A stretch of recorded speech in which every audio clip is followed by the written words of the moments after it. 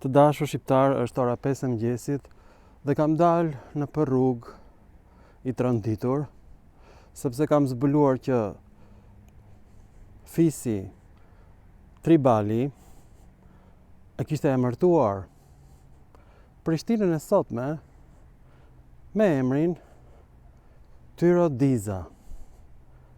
Çdo thot fjala Diza? Ky është një tokë fjalësh dhe fjalën Diza ose Dizos e gjejmë tek emri Paradizos, që do thot muri i parajsës, gardhi i parajsës, fjalë për fjalë. Pra është një tokë fjalësh i gjuhës perse. Tyro në gjuhën perse do thot e fortë, e fuqishme, dhe në fakt është origjina e fjalës djath në gjuhën greke. Djathi trash. Sorat po këndojnë, sepse gjuha shqipe është gjuha e sorave. Është zona krah në Prishtinë. Çfarë ndodh? Grekët e pushtojnë zonën e fisit tribali, që ishte një fis dardan. Dhe grekët nuk e kuptonin dot fjalën Tyro Diza dhe sipas Claudius Ptolemeus e ndryshojnë atë në Tiristes. E greqizojnë këtë fjalë. Kjo është shumë e rëndësishme sepse ata kanë bërë të njëjtën gjë me të gjithë emrat e gjetura në Iliri.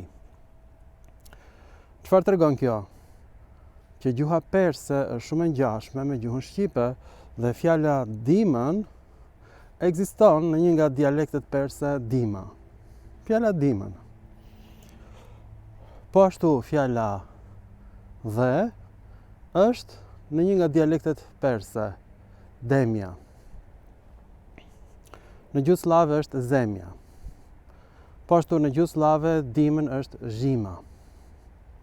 Pra gjuhët slave, gjuhët perse dhe gjuha shqipe i përkasin të njëjtës familje dhe fjalët e trashëguara të shqipes janë fjalë të ngjashme në gjuhët perse dhe në gjuhët slave. Pra ata janë vëllezërit tanë të vërtet.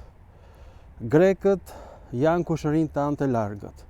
Pra grekët e pushtojnë të gjithë Dardanin dhe ja vënë emrin pikërisht Prishtinës, Tiristes. Pastaj romakët e pushtojnë të gjithë Dardanin dhe nuk e shqiptonin dot fjalën Tiristes. Emri plot është Tiristes Polis, qyteti Tiristes, ose Tyro Dizas në gjuhën perse. Dhe romakët e shkurtojnë këtë fjalë në Priste.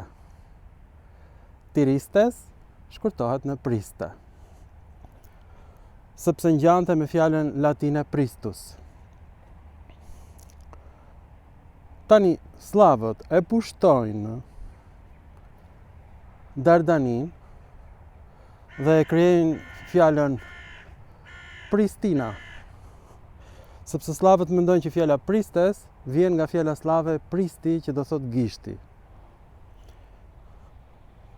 Kjo është veprimtaria ime 30 vjeçare. Pra kur botova në fjalorin e gjuhëve indo-europiane, ai është shumë i saktë, por emrat janë shpjeguar gabim të vendeve të ndryshme.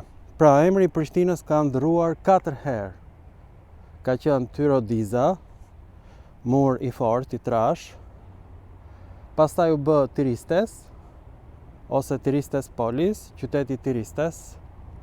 Dhe pastaj u bë, të dashur shqiptar, Priste, nga pushtuesit romak. Dhe pastaj slavët e shikojnë këtë fjalë dhe e ndryshojnë në Pristina. Kështu krijohen fjalët në gjuhën slave me prapashtesën ina. Korbat po këndojnë. Pra emri që përdorim ne është nga gjuhët slave. Ata kanë keq interpretuar emrin nga gjuha latine Priste.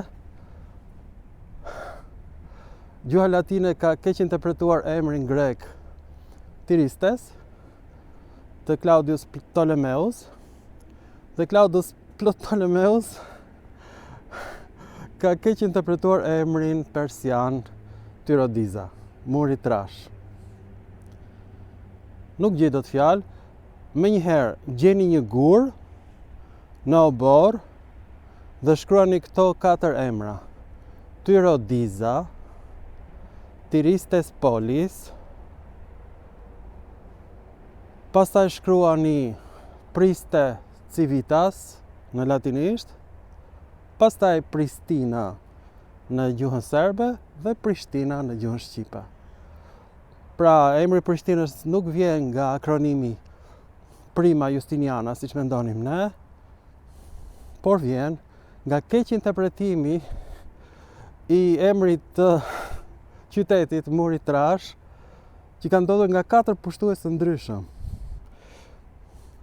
Vendoseni këtë në një gur të zakonshëm, këto emra, në oborin tuaj të shtëpisë dhe ju do më bëni mua një nder shumë të madh. Harroni Akademinë e Shkencave të Shqipërisë dhe të Kosovës. Lutem qytetarët të Prishtinës, merrni një gur dhe vini 4 emrat e lashtë të Prishtinës, që ta kuptoni se gjithmonë ke një qenë sklever. Dhe unë sot ju kam çliruar nga sklavëria. Mirupafshim në filma të tjerë shkencar.